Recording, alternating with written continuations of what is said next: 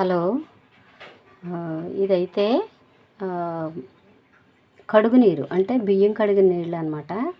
తర్వాత కొంచెం కొత్తిమీర ఆకులు, గోంగూర ఆకులు ఇలాంటివి కూడా ఉంటాయి.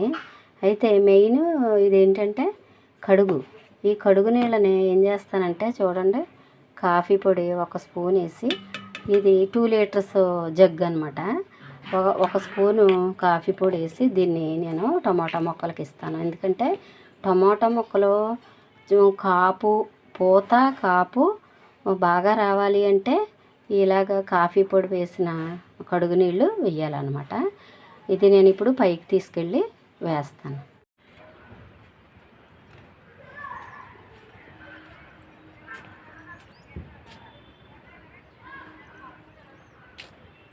నిన్న మా ఫ్రెండ్కి 2 కాయలు ఇచ్చాను, ములక్కాయలు.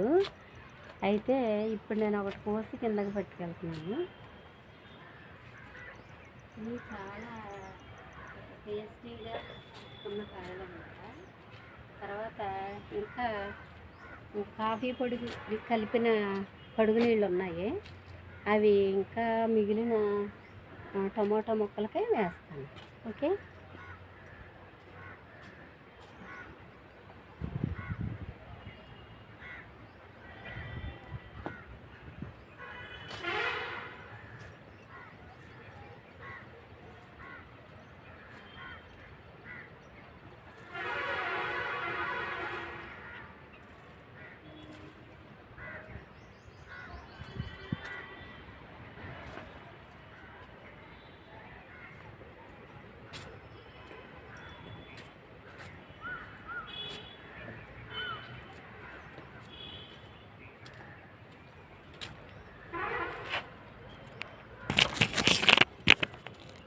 చూడండి, కాయలు బాగున్నాయి కదా.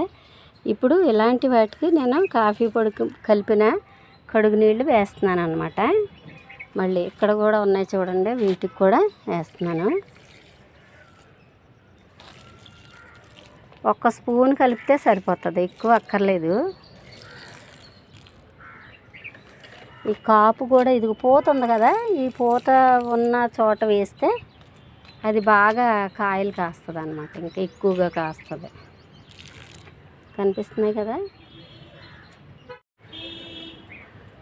ఇలా.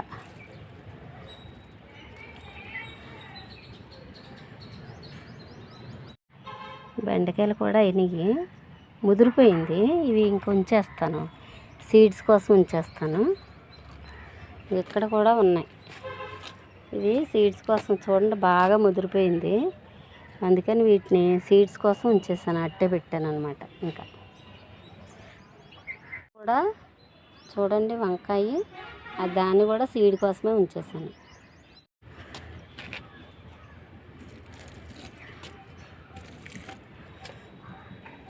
కాఫీ పొడి కలిపిన నీళ్ళు వేస్తే మొక్కలు చాలా హెల్తీగా క్రాప్ వస్తుంది అన్నమాట.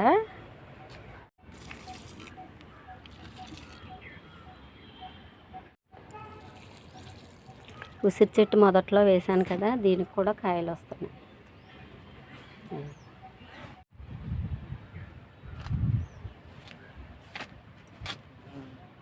ఈ చెట్టుకి చూడండి ఎన్ని కాయలు ఉన్నాయో. ఇలాగా కాఫీ పొడి కలిపిన నీళ్ళు వేస్తే ఇంకా మంచి దిగుబడి వస్తుంది. చూసారు కదా. రెండేమో మా ఫ్రెండ్కి ఇచ్చాను. ఇప్పుడు నేను ఒక కాయ కిందకి పట్టుకెళ్ళి కర్రీ చేద్దామని తీసుకెళ్తున్నాను. ములక్కాయ, టొమాటోస్ చూడండి. ఇవి ఇంకా బాగా ఎక్కువ ఈల్డ్ రావాలి అంటే మనం కడుగు నీటిలో కాఫీ పొడి వేసిన వాటర్ వేయాలన్నమాట. నేను అది చూపిస్తాను మీకు. ఇదిగో ఒక కాయ ఇన్ని ముక్కలు అయింది. ఇవి కర్రీలో, చికెన్ కర్రీలో వేస్తున్నాను. చికెన్ కర్రీ చేస్తున్నాను, దానిలో ఈ ములక్కాయలు వేస్తాను అన్నమాట.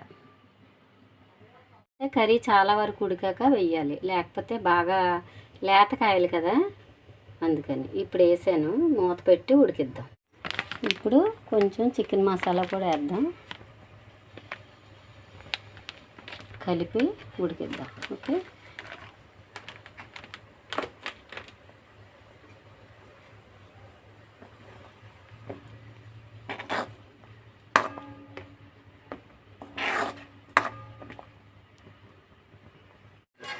ఒక బంగాళదుంప కూడా కట్ చేశాను. ఇవి కూడా ఈ ఉడికే దానిలో కర్రీ 3 వంతులు ఉడికిపోయిన తర్వాత ములక్కాయ కానీ బంగాళదుంపలు కానీ వేయాలి. లేకపోతే ఏమవుతాయంటే చికెన్ కర్రీ ఉడికే ముందు వేసేస్తే ఇవి మరీ మెత్తగా అయిపోతాయి అన్నమాట.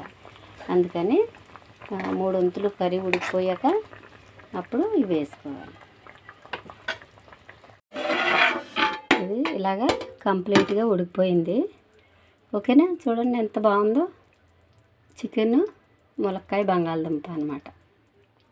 ఒక బంగాళదుంప, ఒక ములక్కాయ, చికెన్. ఓకేనా, మీరు కూడా చేసుకొని తిని హ్యాపీగా ఉండండి. బాయ్.